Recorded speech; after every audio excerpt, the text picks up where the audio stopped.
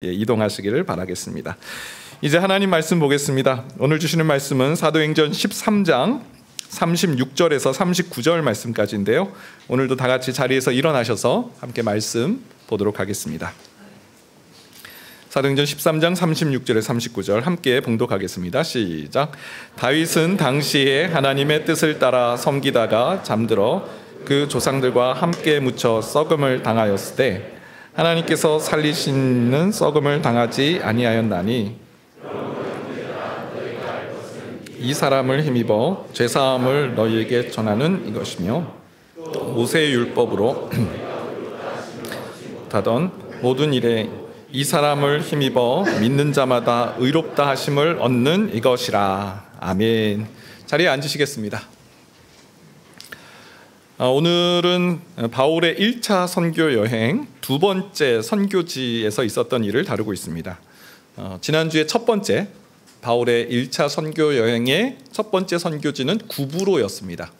구브로에서 거짓 선지자 바 예수와 또 구브로의 총독 서기오 바울을 만났죠. 서기오 바울이 이제 복음을 듣지 못하게 하기 위해서 이 거짓 선지자 바 예수가 계속 충동질을 하고 거짓말을 했을 때 사도 바울이 말씀으로 그를 물리쳤고 그는 이제 맹인이 되어서 서기오 바울이 이 광경을 보고 예수님을 믿고 주님의 가르침을 따랐다. 바울의 1차 선교 여행의 첫 번째 회심자 서기오 바울이었습니다. 이제 그 구브로를 떠나서 다음 행선지, 다음 선교지로 가게 되는데 그곳은 바로 비시디아 안디옥이라는 곳입니다. 구브로에서 배를 타고 북쪽으로 약 280km 정도 북쪽으로 올라가게 되면 버가라는 항구 도시가 나오는데요. 이 버가라는 지역에서 조금 더 북쪽으로 올라가게 되면 이 비시디아 안디옥이라는 곳이 나옵니다. 성경은 바울과 바나바가 이 비시디아 안디옥에 도착했을 때 마침 안식일이었다. 오늘 우리의 주일 개념과 같은 그런 날이었다라는 말씀이죠. 사도행전 13장 14절입니다. 그들은 버가에서 더 나아가 비시디아 안디옥에 이르러 안식일에 회당에 들어가 앉으니라. 유대인들은 안식일에 회당에 들어가 예배를 드렸습니다. 어떻게 여기에 회당이 있지? 어떻게 유대교를 믿는 사람들이 있지? 라고 생각할 수 있습니다. 근데 바벨론 포로기 이후에 유대인들은 예루살렘을 떠나 각 지역, 이방 지역으로 흩어졌는데 유대인들은 가는 곳마다 이 회당을 지어서 그들의 공동체성을 유지해 나갔죠. 주일이면, 그러니까 안식일에는 그들은 거기서 모여 예배를 드렸습니다. 남자 한 10명 정도가 모이면 예배를 시작했다라고 말합니다. 우리처럼 시간을 정해놓고 예배를 드리는 형태라기보다는 사람들이 같이 모이면 한 10명 정도 이상이 되면 예배를 시작하는 그런 형태로 예배가 진행이 되었는데요. 여러분, 유대인들이 회당에서 어떤 예배를 드렸는지 궁금하지 않으십니까? 제가 이걸 찾아보면서 와, 우리가 드리는 예배와 상당 부분 비슷하다라는 그런 느낌을 받았습니다. 회당에서 유대인들의 첫 예배 순서는 쇠마 낭송이라고 합니다. 쇠마 낭송. 마치 우리가 예배를 드릴 때 사도신경을 암송하는 것처럼 유대인들은 쇠마, 신명기 6장 5절인데요. 말씀에 너는 마음을 다하고 뜻을 다하고 힘을 다하여 내 하나님 여호와를 사랑하라. 이 말씀을 암송함으로 예배를 시작한다라는 것이죠. 쇠마를 암송한 다음에는 각 절기에 맞는 또 안식일에 맞는 기도문을 암송한다라고 합니다. 마치 우리가 영광송을 부른 후에 회개 기도를 하나님 앞에 기도를 올려드리는 것처럼 쇠마 낭송 후에는 그 절기에 맞는 기도문을 암송하는 순서가 있고요. 이제 기도문 암송이 끝나면 랍비가 나와서 성경을 읽습니다. 우리식으로 말하면 성경 봉독입니다. 성경 봉독은 보통 모세오경에서 한 장, 그리고 선지서 중에서 한 장, 그렇게 두 장을 랍비가 읽게 됩니다. 랍비의 성경 봉독이 끝나면 그 회당에서 성경에 박식한 장로나 성경학자 혹은 랍비가 나와서 이 성경 구절에 대한 뜻을 해석하는 설교를 짧은 시간 설교를 진행하고 축도를 하고 예배를 마치게 됩니다. 그런데 성경 봉독 후에 이 짧은 설교는 미리 예배 전에 설교자가 정해지기도 하지만 그 예배에 참석한 랍비 혹은 방문자 중에서 랍비가 있다면 그분에게 초청을 해서 설교를 듣는 그런 순서를 갖기도 했다라는 것이죠. 오늘 바울의 일행이 비시디아 안디옥 회당에 도착했을 때 바로 그런 상황인 거예요. 회당장이 랍비의 옷을 입은 바울을 보고 초청해서 설교를 할 수 있는 권할 말이 있는가라고 물어보게 된다는 것이죠. 사도행전 13장 15절 16절인데요. 율법과 선지자의 글을 읽은 후에 회당장들이 사람을 보내어 물어 이르되 형제들아 만일 백성을 권할 말이 있거든 말하라 하니 바울이 일어나 손짓하며 말하되 이스라엘 사람들과 및 하나님을 경외하는 사람들아 들으라. 오늘 이 말씀은 사도행전 13장 이 말씀은 바울의 공식적인 첫 설교 말씀입니다. 갑작스럽게 시작된 설교에 미리 준비된 설교가 아닙니다. 회당장이 권할 말이 있으면 한번 얘기를 해보세요라는 그런 초빙이 있었고 그때 이제 바울이 그 설교를 시작하게 된다라는 것이죠. 안디옥 회당에 모여 있는 사람들은 대부분 유대인들이었고 유대교에 관심 있는 경건한 사람들이 모여 있습니다. 바울은 유대인들을 대상으로 하는 그 첫 설교의 그 서두를 유대인들이 너무나 잘 알고 있는 말씀으로 시작을 합니다. 바로 이스라엘 역사를 들어서 설명을 하는데요. 먼저 출애굽 사건부터 시작을 합니다. 사도행전 13장 17절인데요. 이 이스라엘 백성의 하나님이 우리 조상들을 택하시고 애굽 땅에서 나그네 된 그 백성을 높여 큰 권능으로 인도하여 내사. 하나님이라는 단어, 유대인들의 귀가 번쩍 뜨일 말이죠. 그리고 애굽 땅에서 나그된 백성을 인도하여 내셨다. 출애굽 사건을 이야기하는 것입니다. 바울은 이곳에서 약 400년 동안 이스라엘 백성들이 애굽에서 종노릇했던 그 이야기, 그리고 출애굽을 한 이후에 40년 동안 광야 생활을 한 스토리, 그리고 여호수아를 통해서 가나안 땅에 들어가서 그 가나안 땅을 정복하는 약 10년의 스토리, 그래서 450년간의 스토리를 이야기를 합니다. 그 다음 바울은 사울과 다윗의 이야기로 들어가게 되는데요. 사도행전 13장 20절에서 22절입니다. 그 후에 선지자 사무엘 때까지 사사를 주셨더니 그 후에 그들이 왕을 구하거늘 하나님이 베냐민 지파 사람 기스의 아들 사울을 40년간 주셨다가 패하시고 다윗을 왕으로 세우시고 증언하여 이르시되 내가 이새의 아들 다윗을 만나니 내 마음에 맞는 사람이라 내 뜻을 다 이루리라 하시더니. 자, 바울이 그 다음은 이제 여호수아 정복 시대 이후에 사사, 마지막 사사인 사무엘을 말하고요. 사무엘 이후에 왕정 시대가 시작되는데 하나님께서 기스의 아들 사울 왕을 세우셨지만 그를 패하시고 하나님의 마음에 합한 사람 다윗을 이스라엘 왕에 세우신 스토리를 이제 전하게 됩니다.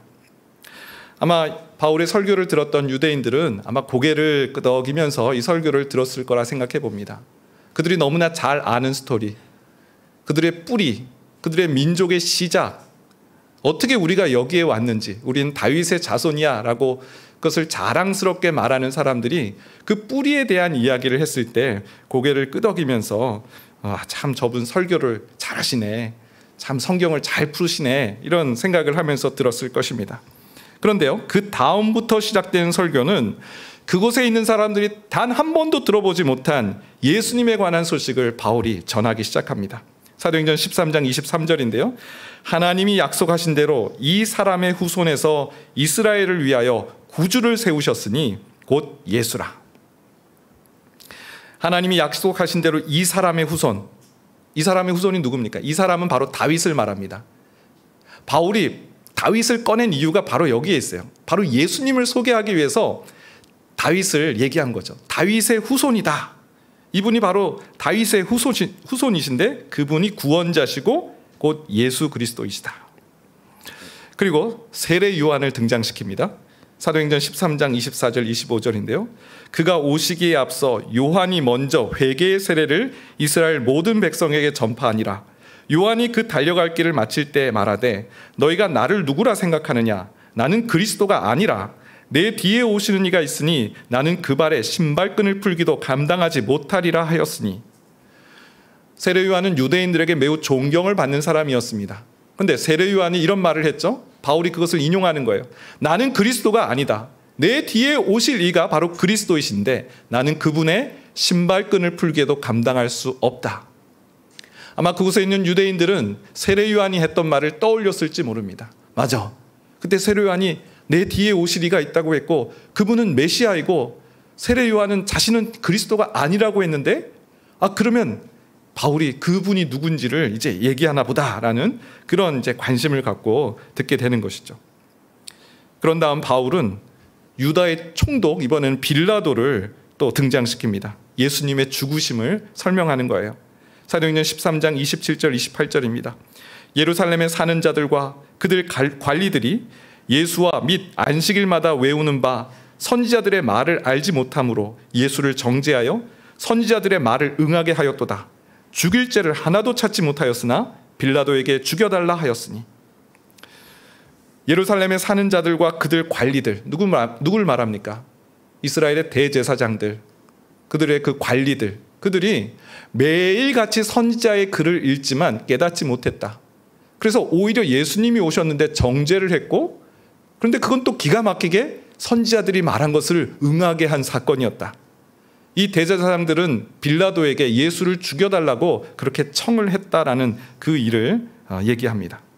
그리고 그 다음에 바울은 회당 안에 있는 모든 사람들이 충격에 빠질 만한 그런 소식을 전하는데 십자가에 죽으신 예수님이 다시 살아나셨다라는 사실을 증거합니다. 사도행전 13장 30절 하나님이 죽은 자 가운데서 그를 살리신지라.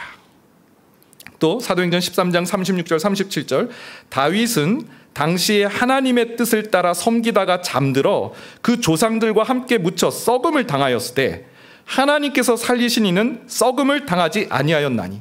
다윗과 예수님을 비교하고 있어요. 다윗은 하나님을 잘 섬겼지만 잠들어서 조상들과 함께 썩음을 당했다. 하지만 하나님께서 살리신 이 예수 그리스도는 썩음을 당하지 않는 부활의 주님이심을 증거했다라는 것입니다. 그리고 마지막으로 바울은 이 설교의 하이라이트를 이렇게 전합니다. 사도행전 13장 38절 39절인데요. 우리 같이 다시 한번 봉독해 보겠습니다. 시작.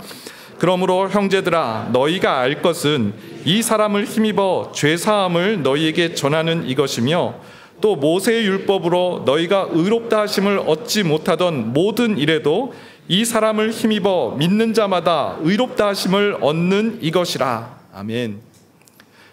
지금 사도 바울이 뭐라고 말해요? 그러므로 형제들아 너희가 알 것은, 그러므로 형제들아 너희가 알 것은, 지금 사도 바울이 애굽에서부터 시작했어요. 450년간의 포로 생활, 노예 생활부터 얘기를 꺼낸 거예요. 사울, 다윗, 세례 요한, 빌라도 다 등장시킨 이유가 바로 너희가 이것을 알 것은, 바로 이 얘기를 하려고 지금 바울이 설교를 했다라는 것이죠. 어떤 얘기입니까? 이 사람을 힘입어, 이 사람 바로 예수 그리스도죠. 예수 그리스도를 힘입어 죄사함을 너희에게 전하는 이것이다. 죄사함의 은혜가 누구를 통해서? 예수 그리스도를 힘입어서 이루어진다는 것을 전하는 것이고요. 모세의 율법으로는 의롭다 하심을 얻지 못하던 그 모든 일에 대해서 이 사람을 힘입어, 예수 그리스도를 힘입어 의롭다 하심을, 믿는 자마다 의롭다 하심을 얻는 이것이다. 여러분, 제가 이걸 참 감동 있게 전하고 싶었는데 네. 그런데 유대인들에겐 이건 매우 놀라운 스토리입니다. 여러분, 유대인들에게도 이 두 가지 지금 사도 바울의 포인트를 잡은 것이 죄사함의 은혜와 의롭다 하심을 얻는 길, 이것이 바로 이 사람을 힘입어 예수 그리스도를 통해서 이루어진다는 이 두 가지를 설명하고 있는데, 유대인들도 죄사함의 은혜를 얻는 길이 있어요. 없는 것이 아닙니다. 뭐죠? 바로 제사입니다. 레위기서를 보게 되면 번제, 화제, 속제제, 화목제, 속건제, 하나님 앞에 범죄하고 죄를 지었을 때 죄사함을 받는 길, 제사를 통해서, 화목제를 통해서, 속제제를 통해서 죄사함을 얻을 길을 하나님께서 마련해 두셨어요. 그런데 이 구약의 제사가 갖고 있는 치명적인 한계, 약점이 있는데, 그것은 죄를 지을 때마다 이 제사를 반복해서 드려야 된다라는 것이죠. 제사를 끊임없이 반복해야 된다라는 것이 바로 이 제사가 갖고 있는, 제사 제도가 갖고 있는 한계였던 것입니다. 종교개혁가 마틴 루터가 있었던 그런 일화인데요. 마틴 루터가 이제 오직 믿음으로 우리가 구원을 받는다. 네, 오직 우리는 행위가 아니라 면죄부를 사서 구원받는 것이 아니라 믿음으로 구원을 받는다라는 로마서 말씀, 그 진리를 깨닫기 전에 있었던 일화입니다. 그때 그는 수도원의 수사로 있었을 때인데 신부님께 자기의 죄를 고해하는 고해성사를 했다고 합니다. 그래서 고해성사를 하면서 신부님 제가 이런 잘못됐고 이런 죄도 범했고 하면 생각나는 모든 죄를 다 고했어요. 그리고 내 죄가 용서되기를 바랍니다. 기도하고 고해성사실을 내려왔어요. 수도원 계단을 내려가는 중에 갑자기 나쁜 생각이 든 거예요. 악한 생각이 마음속에 쑥 들어온 거예요. 마틴 루터가 어떻게 했는지 아십니까? 당장에 다시 고해성사실로 가서 신부님 제가 방금 고해성사를 마쳤는데 내려가는 길에 또 제가 나쁜 생각을 했습니다. 저의 죄를 또 고합니다. 끝이 없는 거죠. 구약의 제사로는 죄사함을 받기 위해서는 숨도 쉬지 말고 계속해서 제사를 지내야 되는 상황입니다. 제사는 죄사함의 완전한 수단이 될 수 없었던 거예요. 유대인들이 갖고 있는 제사 제도로는 죄사함의 은혜를 경험할 수가 없는 거예요. 의롭다 하심도 마찬가지예요. 유대인에게도 의롭다 함을 얻는 길이 있습니다. 바로 모세의 율법을 지키는 것인데요. 율법을 지키면 의롭다 하심을 얻을 수가 있어요. 문제는 이 율법이 어마어마하다는 것이죠. 어떤 랍비가 우리는 십계명만 알고 있지만 모세오경에 하나님께서 하라고 명령하신 그 계명이 무려 248개, 하지 말라고 규정하신 그 율법이 365개, 총 613개의 계명을 주셨다. 이 모세오경이라는 율법 아래 계명이 무려 613개나 있다라고 그렇게 정리를 했습니다. 그 계명을 다 지켜야 의롭다함을 받는다라는 것이 유대교가 갖고 있는 교리이고 그들이 말하는 것이죠. 그런데 바울은 이렇게 얘기합니다. 갈라디아 3장 10절. 무릇 율법 행위에 속한 자들은 저주 아래 있나니 기록된 바, 들어보세요. 누구든지 율법책에 기록된 대로 모든 일을 항상 행하지 아니하는 자는 저주 아래 있는 자라 하였습니다. 왜 율법 아래 있는 것이 저주입니까? 왜 율법을 통해서는 의롭다 하심을 얻지 못하는 겁니까? 율법책에 기록된 대로 모든 일을 항상 행해야 되기 때문에 그렇죠. 어떻게 이것이 가능합니까? 그래서 로마서 3장 20절에서 사도 바울은 또 이렇게 말합니다. 그러므로 율법의 행위로 그의 앞에 의롭다 하심을 얻을 육체가 없나니 율법으로는 죄를 깨달음이라. 하나님께서 율법을 주신 이유는 그 율법을 통해서 구원을 받으라는 것이 아니라는 겁니다. 우리에게 율법을 주신 이유는 우리가 얼마나 하나님과 멀리 떨어져 있는지 우리의 죄를 깨닫게 하시는 기능이 바로 율법의 기능이라는 거죠. 내가 죄인이구나. 내가 하나님 앞에 온전하지 못하는구나. 그걸 어떻게 알아요? 율법을 보면서 그 죄를 깨닫게 하는 기능이 있을 뿐이지 그 율법을 통해서 죄사함을 의롭게 하심을 얻을 육체는 없다라는 것입니다. 여러분, 지금 유대인들은 큰 딜레마에 빠져 있어요. 그들의 열심은 정말 박수받을 만한 일입니다. 그들은 하루에 3번씩 잊지 않고 정기적인 기도를 해요. 안식일이면 빠짐없이 하나님께 예배합니다. 안식일을 얼마나 철저히 지내는지 우리 다 들어서 알잖아요. 요즘도 유대인들은요, 안식일에 엘리베이터 버튼도 안 누린대요. 일이라고. 안식일에 일하지 말라. 그런 사람들입니다. 그런데 그렇게 고행을 하듯이 율법을 지키지만 그들도 아는 거예요. 제사를 지내고 나면 또 죄를 짓는데 이거 어떡하지? 숨도 쉬지 말고 제사를 지내야 되나? 율법을 지키면 의롭다 하심을 얻는다고 하는데 이걸 어떻게 지키지? 요한복음 3장을 보게 되면 참 솔직한 한 사람이 나옵니다. 바로 니고데모예요. 요한복음 3장 2절을 보니까 니고데모에 대한 설명이 이렇게 나옵니다. 그런데 바리새인 중에 니고데모라 하는 사람이 있으니 유대인의 지도자라. 보세요. 니고데모라는 사람 바리새인인데 유대인의 지도자래요. 그가 밤에 예수께 와서 이르되 랍비여, 우리가 당신은 하나님께로부터 오신 선생인 줄 아나이다. 하나님이 함께 하시지 아니하시면 당신이 행하시는 이 표적을 아무도 할 수 없음이니이다. 니고데모가 예수님께 찾아왔는데 밤에 찾아왔어요. 사람들 눈을 피해서 찾아왔다라는 것이죠. 그는 예수님 앞에 나아가면 안 되는 사람이었어요. 왜냐하면 모든 사람들이 예수님을 비난하고 안식일을 지키지 않는다라고 말하고 안식일에 행할지 못할 것을 행한다라고 예수님을 비난하고 있는 상황이었거든요. 근데 유대인의 지도자인 니고데모가 예수님께 나왔어요. 이유는 예수님이 행하시는 일은 하나님께서 함께 하시지 않으면 할 수 없는 일을, 그 표적과 기적을 행하시는 걸 보면서 예수님께 나왔다라는 것이죠. 예수님께서 이 니고데모가 갖고 있는 궁금증, 니고데모가 갖고 있는 이 갈증, 이 죄사함의 은혜, 의롭다 하심을 얻을 수 있는 은혜가 유대교회 안에 없다는 것을 알게 되고, 나는 이제 어떻게 구원을 받을 수 있는지에 대한 그 궁금증, 의문, 두려움으로 가득한 니고데모의 심령을 보았다라는 것이죠. 그래서 예수님께서 단번에 이렇게 말씀하세요. 묻지도 않았는데 예수께서 대답하여 이르시되 진실로 진실로 내게 이르노니 사람이 거듭나지 아니하면 하나님 나라를 볼 수 없느니라. 니고데모가 얼마나 꿈꿨던 말인지 몰라요. 하나님 나라, 내가 과연 구원을 받을 수 있는가? 내가 어떻게 구원을 받을 수 있지? 그런데 거듭나지 않으면 구원을 받을 수 없다라는 말씀을 하신 거예요. 니고데모는 이해가 되지 않았어요. 아니, 어떻게 사람이 거듭난다? 다시 태어날 수 있지? 예수님, 사람이 어떻게 모태에 들어갔다가 두 번째로 다시 태어날 수 있습니까? 이 구원의 방법에 대한 질문들을 계속하는 것이죠. 그때 예수님께서 이 말씀을 하셨어요. 요한복음 3장 16절.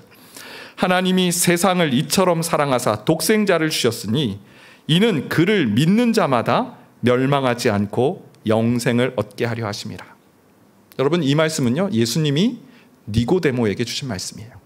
구원의 길을 찾고 어떻게 하면 죄사함의 길, 의롭다 하심을 얻는 그 길을 찾고 있는 니고데모에게 어떻게 두 번째로 모태에 들어갈 수 있죠라고 물어보는 그 니고데모에게 그를 믿는 자마다 멸망하지 않고 영생을 얻게 하려 합니다. 오늘 바울 사도가 말했던 것처럼 그 사람을 힘입어 죄사함을 얻고 그 사람을 힘입어 믿음으로 의롭다 하심을 얻는다라는 그 말씀인 거죠.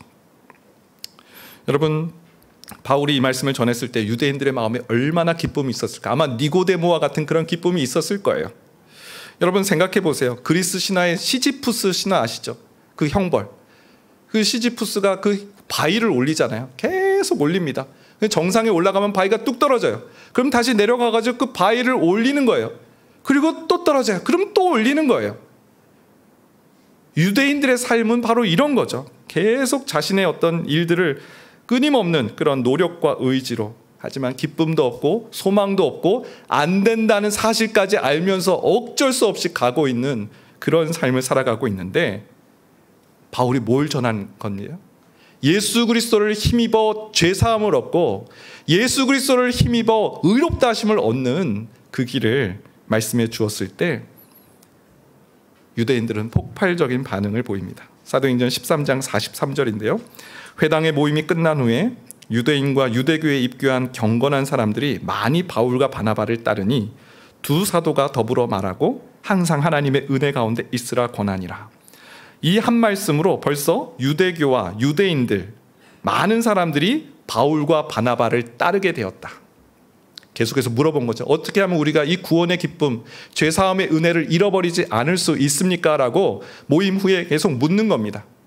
그랬을 때 바울과 바나바가 항상 하나님의 은혜 가운데 있으라 권하는 말씀을 하게 됩니다. 그리고 사람들은 다음 주에, 다음번 안식일에도 말씀을 전해달라고 부탁을 합니다.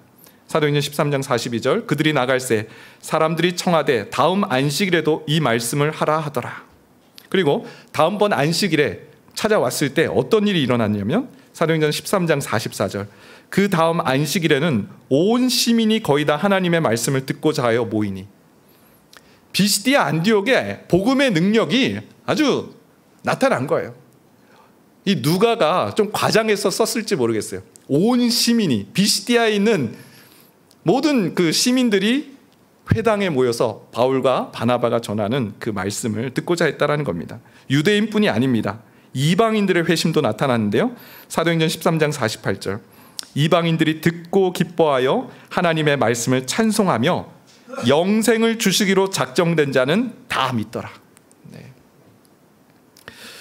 여러분, 아마 바울이 회당에서 이 말씀을 전할 때 이런 큰 파장이 있으리라고는 생각을 못했을 거라 생각이 들어요. 그런데 하나님의 역사가 나타난 거죠. 저는 많은 말씀도 있었지만 이방인들이 회심하는 과정에 주신 말씀이 마음에 와닿았어요. 영생을 주시기로 작정된 자는 다 믿더라. 어떻게 해요? 하나님께서 구원 계획을 다 세우셨어요. 하나님의 작정과 계획이 사람에게 다 있어요. 그런데 바울이 하나님의 말씀을 전했을 때 그 구원의 작정과 그 계획이 열매로 맺어졌다는 것이죠. 여러분, 하나님께서 우리를 소명, 작정, 계획, 섭리, 중생, 죄고백, 영화, 성화, 구원에 이르는 전 과정에 하나님의 주도적인 역사와 사역을 하세요. 그런데 단 하나, 복음을 전하는 일, 복음의 소식을 전하는 일을 우리에게 맡겨주셨어요. 우리가 하나님의 동역자라는 이유가 바로 여기에 있습니다. 하나님이 다 이루세요. 계획도 세우시고 작정도 하시고 모든 일들을 하나님께서 미리 다 섭리 가운데 계획하셨어요. 그런데 그 일에 마침표를 찍고 그 일이 이루어지도록 열매로 연결되는 역할로 우리를 부르셨다는 거예요. 여러분, 이 땅에서 또 우리에게도 동일한 바울과 바나바와 같은 사명을 주신 줄 압니다. 죄사함의 은혜, 또 의롭다 하심을 얻는 길, 그 알지 못하는 자들에게 이 생명의 소식을, 구원의 소식을 전하는 저와 여러분 되시길 바라겠습니다. 오늘 말씀 여기서 끝나는 것이 아닙니다. 여기서 끝났으면 해피엔딩으로 끝났을 텐데, 비시디아 안디옥에 이 복음을 듣지 않고 거부하는 사람들의 이야기가 또 등장합니다.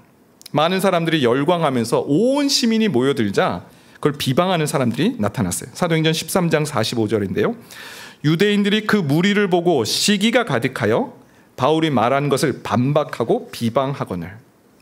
반박하고 비방했다. 말로 비방했다는 것이고 비방으로만 그치지 않습니다. 사도행전 13장 50절을 보게 되면 이에 유대인들이 경건한 귀부인들과 그 신의 유력자들을 선동하여 바울과 바나바를 박해하게 하여 그 지역에서 쫓아내니.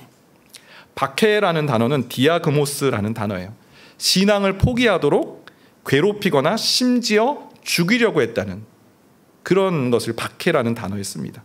결국 두 사람을 도시에서 추방을 하게 됩니다. 여러분, 참 신기해요. 어떤 사람들은 복음에 대해서 할렐루야 하면서 어떻게 하면 이 구원을 더 얻을 수 있죠? 이걸 잃어버리지 않을 수 있죠? 막 바울과 바나바를 찾아와서 막 얘기해 주세요라는 사람이 있는가 하면 시기하고 질투하는 사람이 있다라는 겁니다.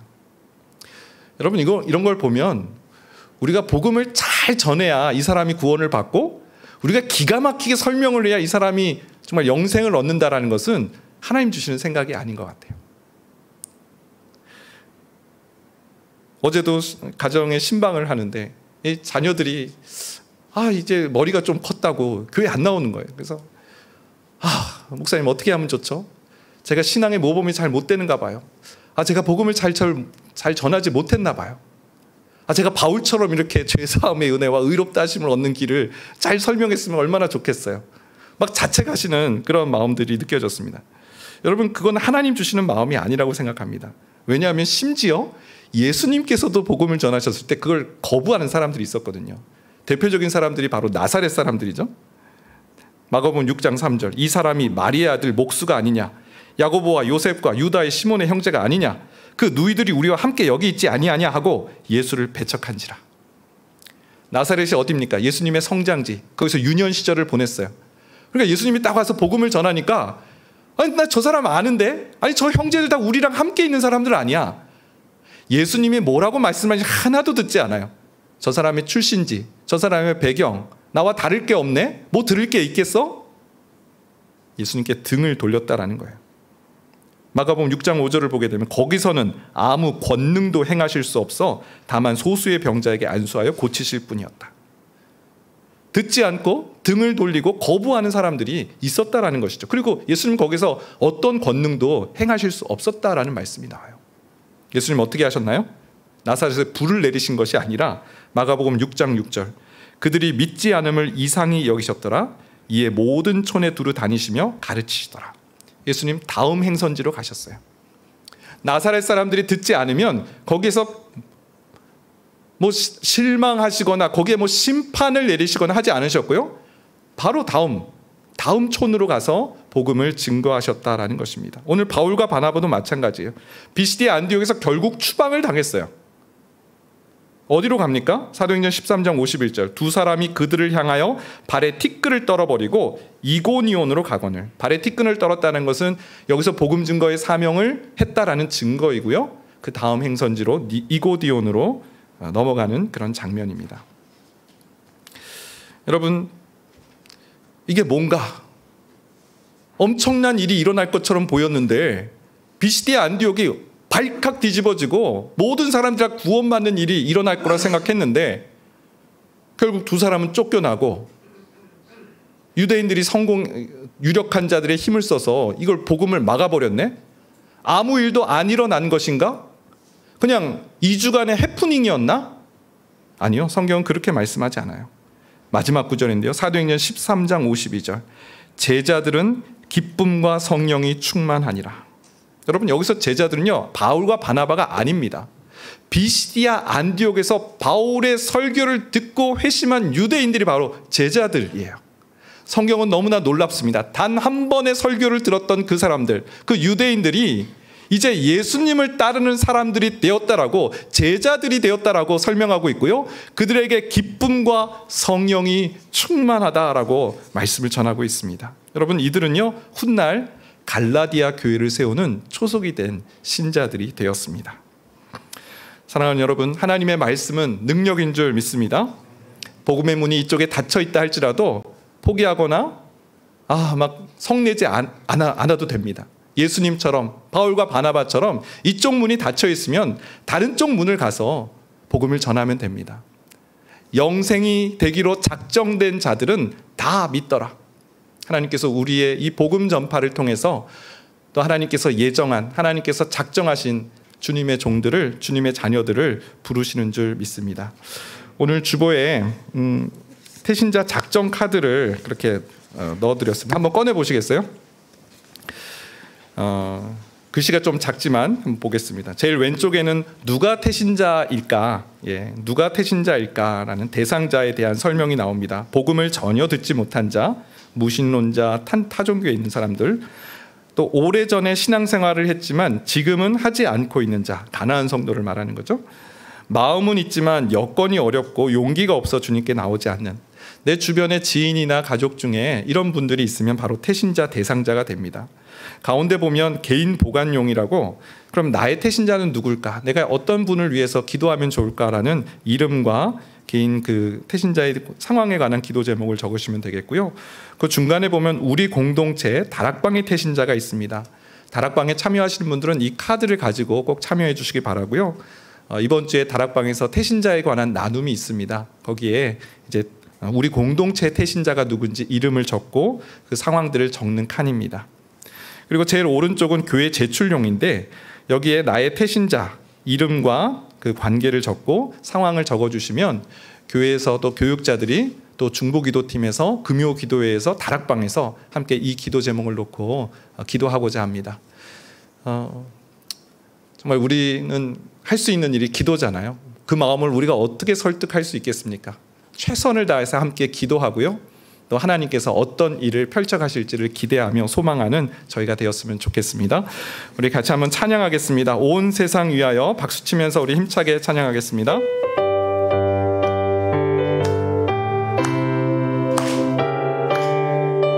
온 세상 위하여, 온 세상 위하여 나 복음 전하리. 만 백성 모두 나와서 주 말씀 들으라. 죄 중에 빠져서 헤매는